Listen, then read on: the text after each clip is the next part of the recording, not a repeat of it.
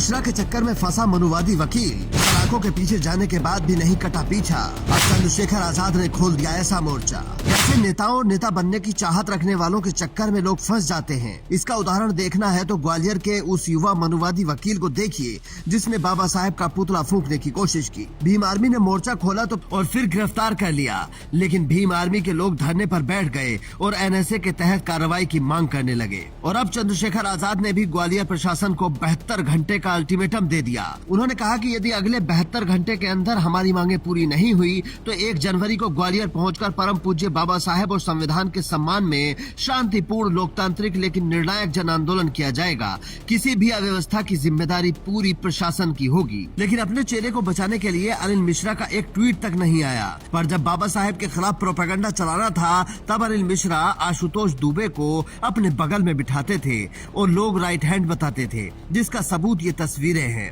जिसमें अनिल मिश्रा बाबा साहेब के खिलाफ जहर उगल रहे हैं और उनके बगल में युवा मनुवादी वकील साहब टशन मार रहे हैं। लेकिन अनिल मिश्रा के चक्कर में आकर अब जेल की हवा खा रहे हैं, जबकि वीडियो बनाकर माफी भी मांग ली है और कहने लगे हैं कि हम तो अम्बेडकर का सम्मान करते हैं।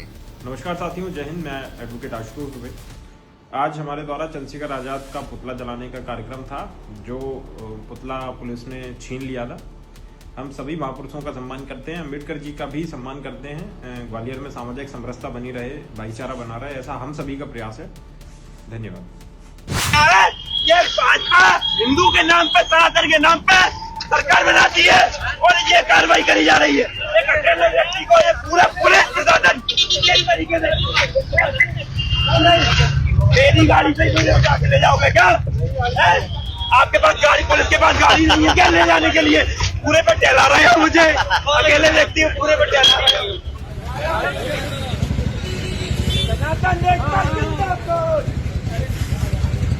लेकिन अब पछताए होत क्या जब चिड़िया चुग गई खेत। आजाद समाज पार्टी के नेता सुनील अस्ते और भीम आर्मी के लोग शाम से ही लगे हुए थे।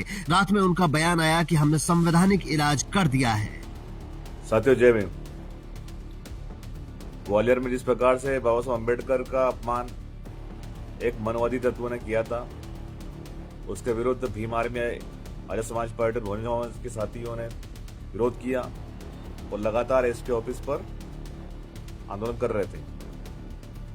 और साथ ही उसके खिलाफ अब एफआईआर हो चुकी है और ग्वालियर प्रशासन ने आश्वस्त किया है कि अगली बार से अगर किसी प्रकार की कोई भी व्यक्ति बाबा साहब पर टिप्पणी करेगा तो उस पर एनएसए की कार्रवाई की जाएगी। इसी शर्त पर वहां से आंदोलन से हटे। अब ग्वालियर प्रशासन अगर बहुजनों से अपने किए हुए वादे को अगर नहीं निभाएगा तो फिर हम लोग बड़ा आंदोलन करेंगे। आखिर कब तक बाबा साहब अम्बेडकर का अपमान होगा?